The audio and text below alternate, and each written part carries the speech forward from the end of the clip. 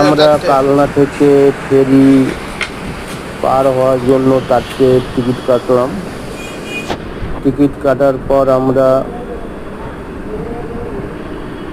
আস্তে আস্তে ফেরির দিকে পৌঁছালাম।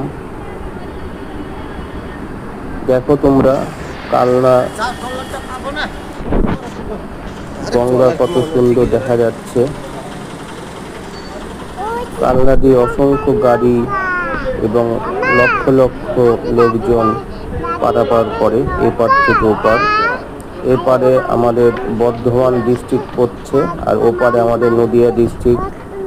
নদিয়া ডিস্ট্রিক্টে শান্তিপুর, নৃসিংহপুর ঘাট পড়ে যাচ্ছে। কালনা বিখ্যাত জায়গা এটা। আমরা আস্তে আস্তে নৌকার দিকে উঠে যাচ্ছি।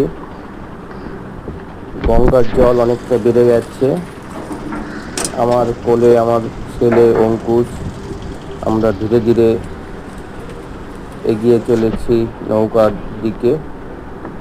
এই নৌকা করে আমরা পৌঁছে যাব কালনায় ওর পাড়ে, আমাদের শান্তিপুরের উদ্দেশ্যে। আমরা শান্তিপুর হয়ে ফিরে যাব।